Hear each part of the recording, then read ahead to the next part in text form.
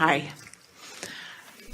What I have noticed is that when I have anything manifest in my body that's uncomfortable, generally it's my body is actually giving me kind of a specific message about the area that I'm kind of imbalanced or not clear about or something.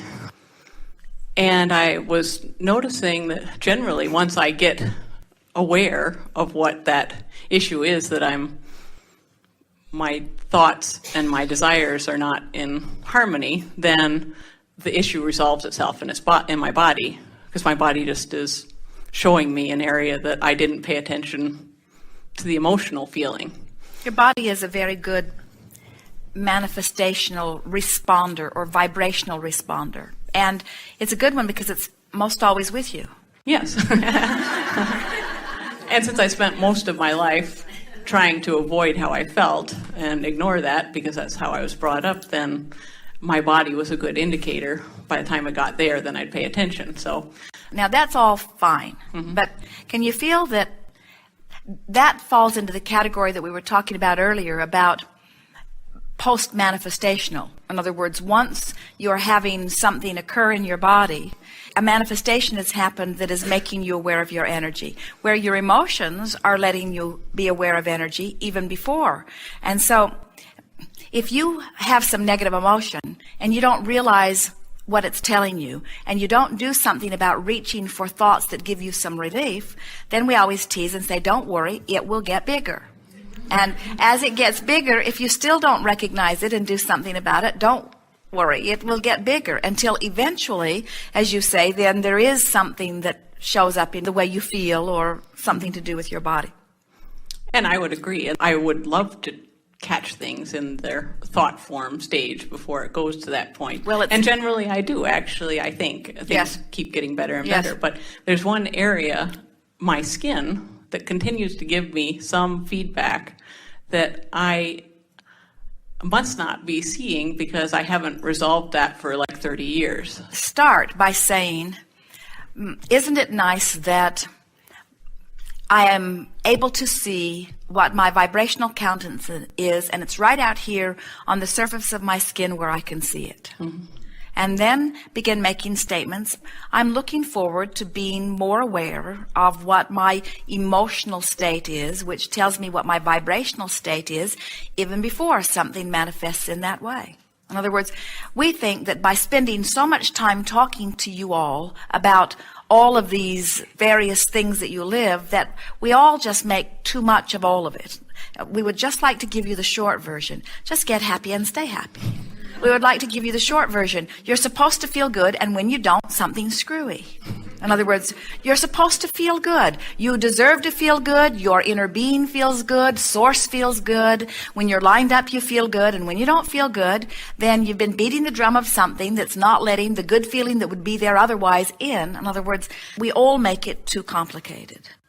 I guess that the only thing that was coming up for me was, is it the same message that I'm just not seeing for 30 years because I'm the color red and I don't see it in the rainbow, Well, it's what we said earlier, that you become accustomed to the way you feel so much so that you don't notice that you're feeling some way. Some people are just so used to feeling ornery that they don't even know that they've got any resistance going on. And then when things don't go right, they just assume that the world's out to get them or that there is something outside of them. And you come up with the most creative explanations about why things happen to you, when always everything that happens to you is coming in response to your vibrational countenance. We talked about those two factors that equal the way you feel. And the faster the car moves, then the more significant the tree in the road might be to you.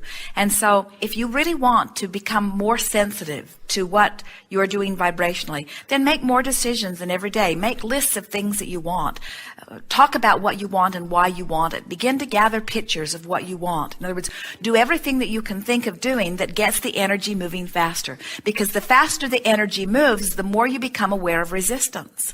And so sometimes what happens is you are stimulated to new thoughts. So you summon more life force. So more is funneling through you, but you keep beating the same old drums. You talk to the same people. You watch the same television programs. You listen to the same newscasts, or you have dinner with the same people. So you continue to keep yourself activated on that That's what we call that emotional set point. And then with the faster moving energy, it shows up more. So we are really proponents of doing everything that you can do to get your energy moving faster, because it makes you more aware of where your vibration is. But then you say, well, Abraham, this isn't my problem. I can feel that there's something happening in my energy. In other words, it's showing up on my skin, or I feel the negative emotion. What I'm wanting to do is get to the point where I don't feel that. And what we want to say to you is, don't ever want not to feel negative emotion any more than you would say, I don't want to feel this hot stove anymore. It's good that you feel the hot stove, and it's good that you are aware that there are some thoughts that just don't feel good to you. That's the way you discriminate. But when you finally recognize that you have the ability to focus, therefore you don't need to fear the worrisome thought, you don't need to fear the negative emotion, because you have control about whether you feel it or whether you don't, then you're free. Yeah, I agree. I want to be very clear about what I'm feeling, and to a large extent I am. I just thought I was missing some fundamental message that must keep being broadcast. It's not anything big either. That's the thing. Right. People tend to say, well, because it's been happening for 30 years, there must be some really deep core belief that's bothering me.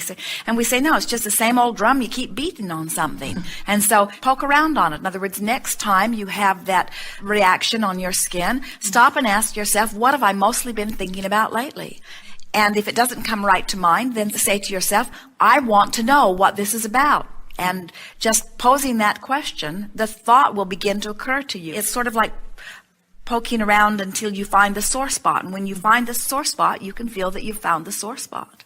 And then once you find it, then, as you've seen us demonstrate here today, talk it down. Try to talk yourself into some feeling of relief about it.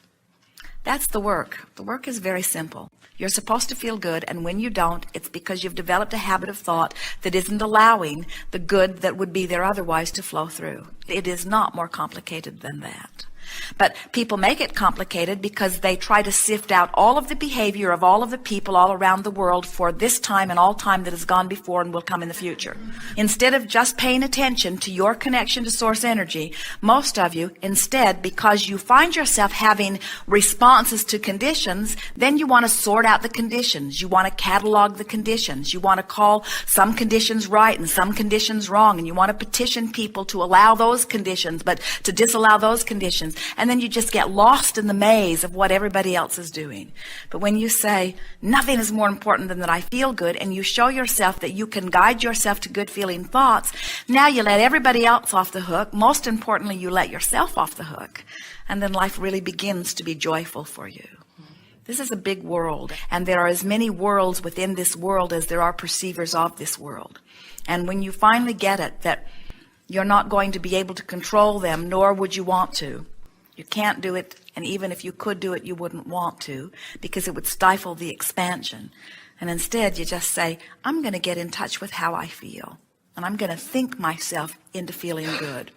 So then you say, I want to feel worthy, but I don't. And then we say, well, then get on with it. Start feeling more worthy. And you say, well, I don't know how to feel more worthy. I don't feel worthy. And we say, well, what is it that you don't feel worthy about? And you say, well, I don't feel worthy because before I knew better, I did something that I shouldn't have done, and I feel regret about it. And we say, well, now try to soothe that thought. Try to find a thought, think that thought, think about that subject, and try to find a way to feel better. And you say, well, I can't feel better about that. And we say, then don't think about that thought. You say, well, I can't not think about that thought. And we say, then you have yourself in a trap. You say, I can't not think the thought, and when I think the thought, I feel bad. And we say, welcome to church.